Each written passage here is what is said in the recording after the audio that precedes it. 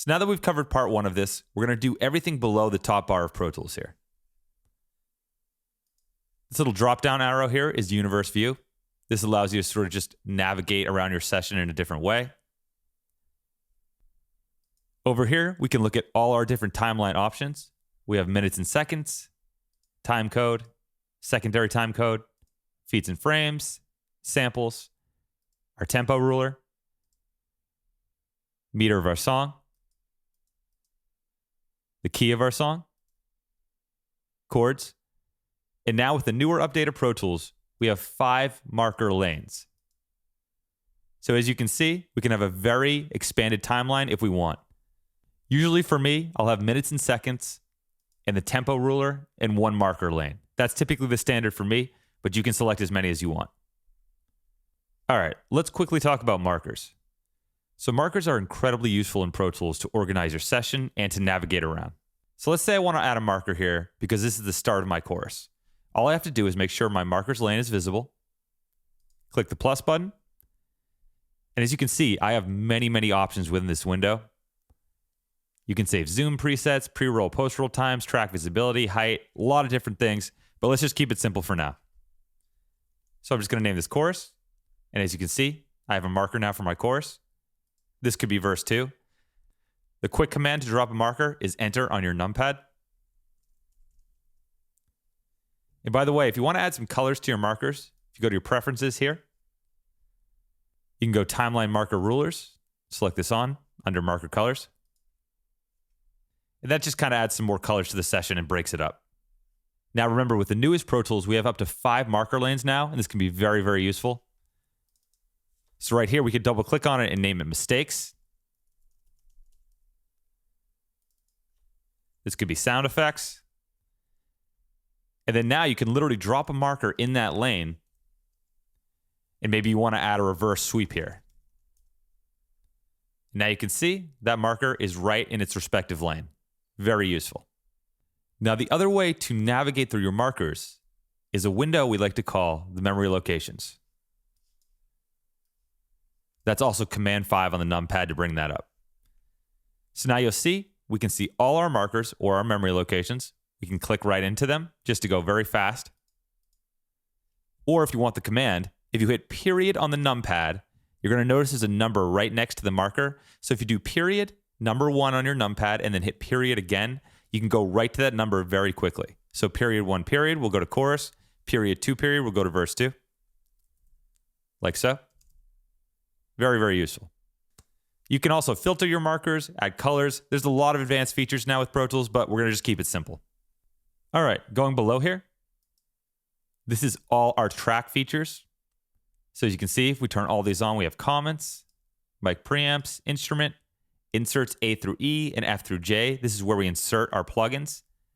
Sends A to E, F to J. This is where we take a duplicate signal and send it somewhere else. We have our I/O, which is our input and output. Our object window, which is basically for Atmos mixing.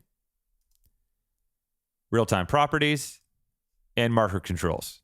So this is our track fully expanded. All right, so at the top of our track here, we have height. If we click this little icon here, we get our automation lanes. Here is the name of the track. So if you want to rename it, you can just double click and rename it. The little drop-down arrow here is our playlists. We're going to go over that in a little bit. Then we have our record button here to arm the track for recording. And then we have input monitor mode, and this allows you to hear the input of your track, meaning you won't hear any audio on the track. You'll always hear what's coming in through the input. So this can be useful if you want to just turn it on real quick to maybe hear your guitar. But typically speaking, I'll always just be in record mode, and I'll never use the input monitor.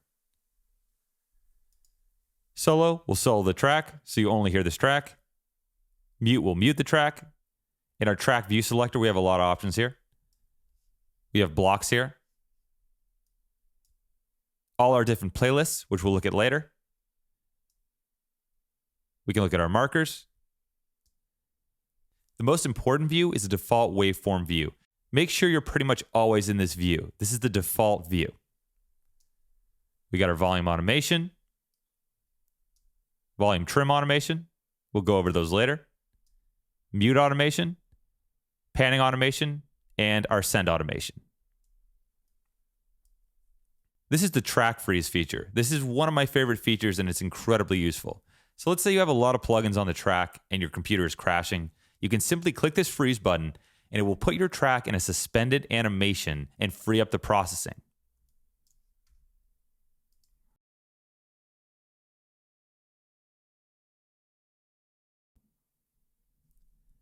Now notice the plugins are frozen and the audio is frozen. I can no longer edit it or delete it or move it. It's frozen. And the plugins that were on the track are frozen as well. But I can continue to add plugins above these, which is still very, very useful. So freezing your track is very, very important when you're starting to crash your computer. This will free up processing and allow you to continue to work. I'm going to click that again to unfreeze. All right, this is our voice selector. Basically, this just makes the track active. So if you turn this off, you will not hear the audio. The only time you're really going to notice this being an issue is when you start to have a very high track count in Pro Tools. Some of these are going to be turned off simply because Pro Tools can't handle it. All right, we have all our automation modes here. We'll go into those later. This is our time-based selector here. We can either have samples or ticks. To explain this easier, you can see that audio by default will be samples and MIDI by default will be ticks. So when MIDI is in ticks, if I change the tempo of my session, notice that the MIDI will change timing as well. So typically speaking, you're going to want your audio to be in samples and you're going to want your MIDI to be in ticks. And this will be that way by default. This right here is our Elastic Audio modes. So Elastic Audio allows us to manipulate audio. We can quantize it, stretch it, and do a lot of powerful things.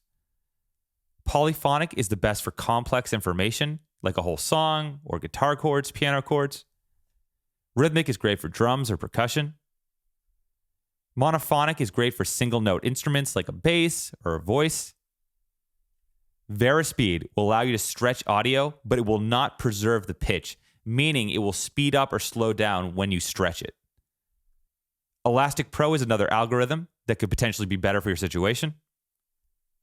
And Xform is the highest quality. So if you use this, you are going to have to wait, but it is very worth the results. It's basically going to make the audio the highest quality without artifacts or any grainy sound. And one of my newest absolute favorite features in Pro Tools is that Melodyne is built into Elastic Audio, meaning that if I click this on,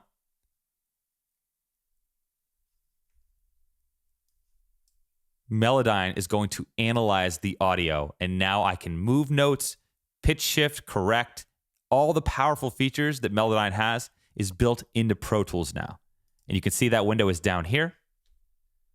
Option 8 on the numpad to bring that into view. And if you quickly want to bring in a clip into Melodyne, Control-Shift-A.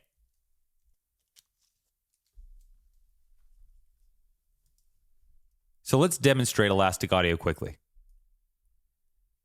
So for this whole entire song, I'm going to use polyphonic because it's complex material. You'll see that Pro Tools will analyze the track now, and there's a little green light. And now you're going to notice I have two options that weren't there before. I have the analysis lane and warp. So like a lot of other programs, I now have warp markers that lets me stretch and move audio. So let's say this is a bass performance and I want to move this one note. If I drag just one part of it, you're going to notice the whole thing stretches. I don't want that. So I'm going to hold Control and draw my own warp markers. I'm making basically a boundary that says it's only going to be affected within this region. And now if I click and drag this, I can stretch the note however I see fit. To remove these, all I have to do is hold Option and click. So Elastic Audio is incredibly powerful. I could take a whole performance and hit the quantize button, and then it would put it in time.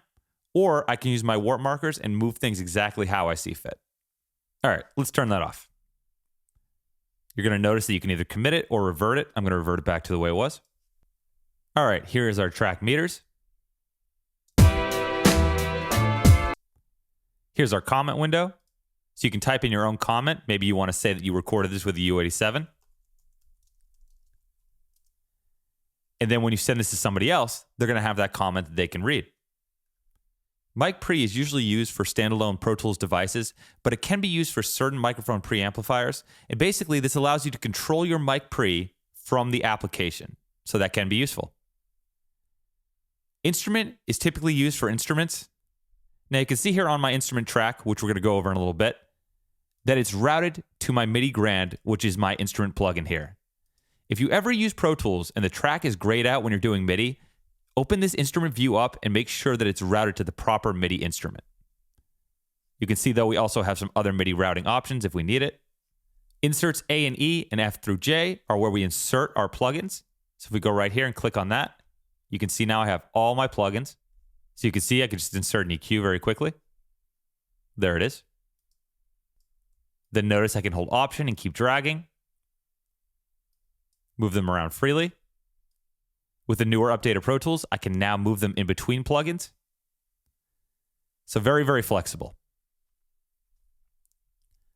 Now our sends here is sending a duplicate signal of the track somewhere else.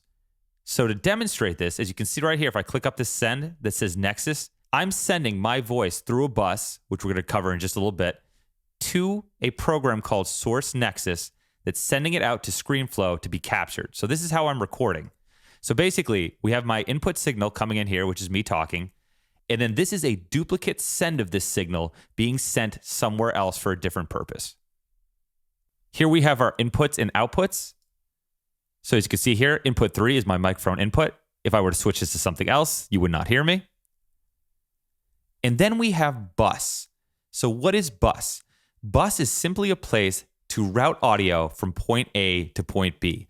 Think of people going on the bus, going from point A to point B. It's the exact same thing. A bus is just a place to send audio, okay?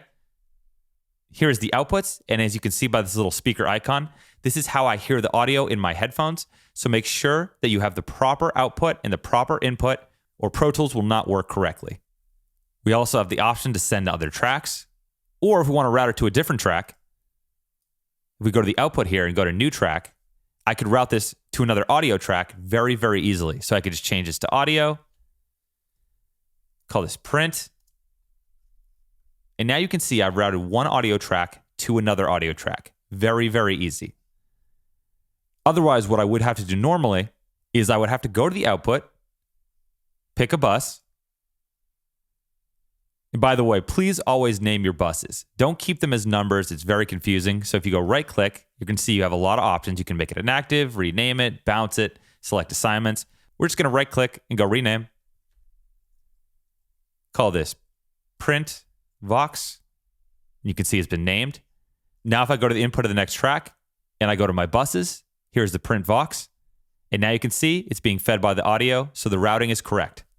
Also in our input and outputs, we have a nice little volume fader control and a panning control to pan it from left to right. The objects right here are for Dolby Atmos mixing, which we're not going to cover in this video. Real-time properties, as you can see here, is very useful when you're editing MIDI data in Pro Tools. You may want to audition changes to certain properties very quickly. MIDI real-time properties allows you to make adjustments to MIDI data quickly by applying changes in real time without altering the original performance. And then last on our track here is track markers. So we click the plus button here. We can drop a marker just for the specific track. We could just say that there's a mistake here. And now notice that goes underneath the track in its own lane. We also have a separate feature here for track comments, which is different than markers. And notice it has all the same parameters as any other markers in Pro Tools. All right, moving along here. This is keyboard focus, and this is incredibly, incredibly important. Keyboard focus, when turned on, will turn all the letters on your keyboard into powerful keyboard shortcuts. For instance, when this is on, R and T are zooming in and out. A will delete everything before the insertion.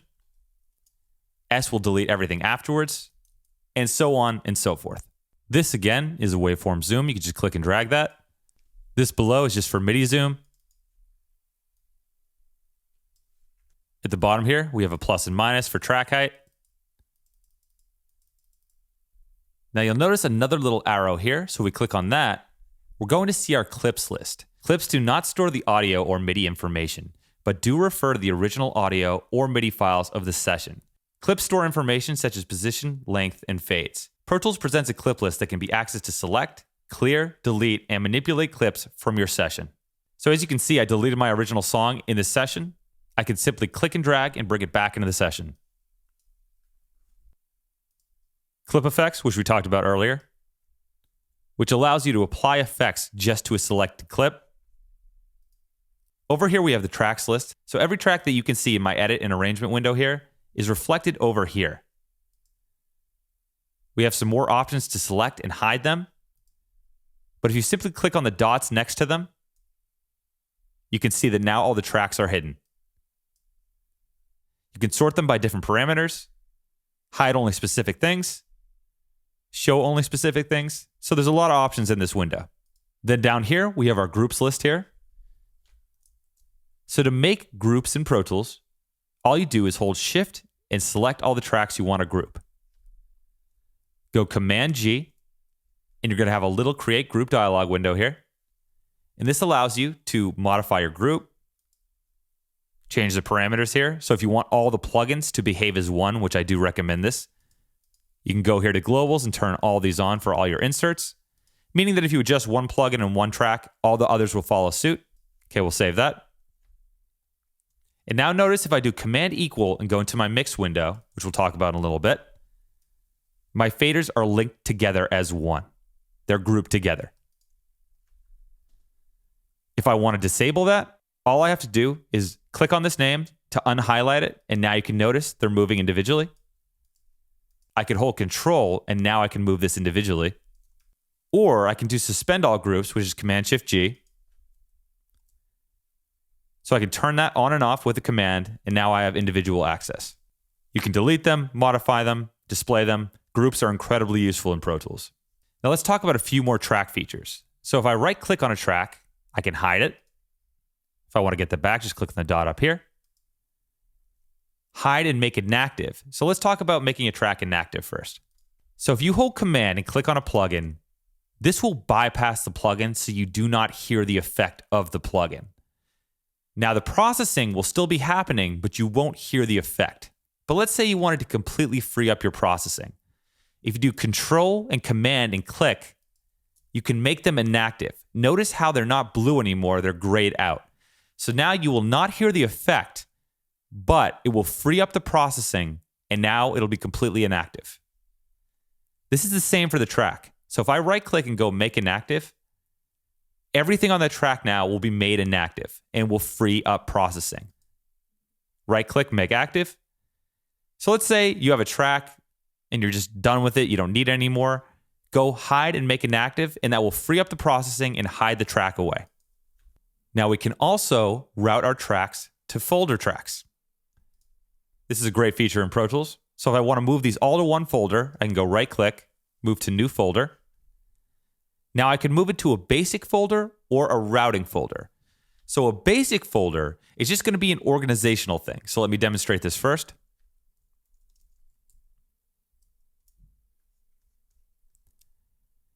Now you'll notice these are all connected to this audio tracks folder. I can click on the little icon here to make them hide, and they're all stored away within this audio tracks folder.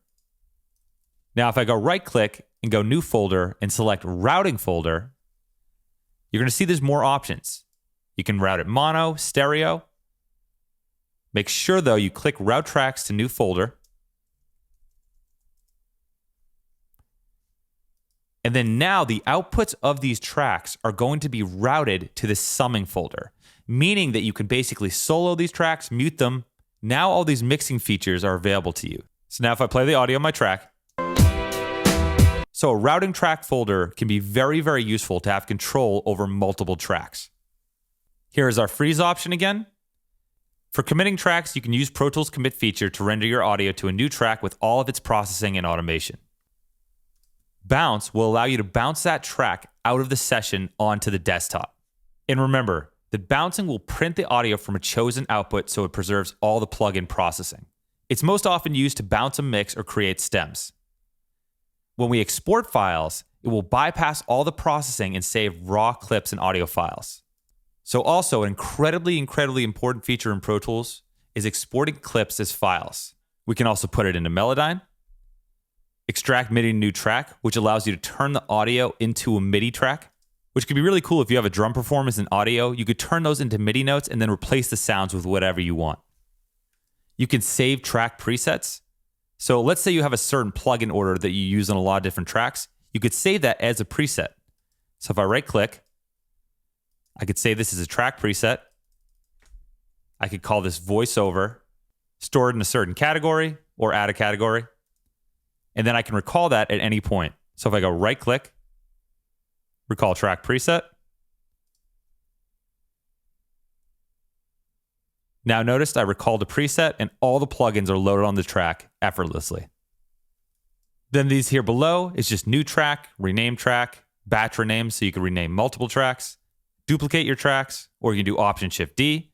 You could split the track into mono, or right click and simply hit delete.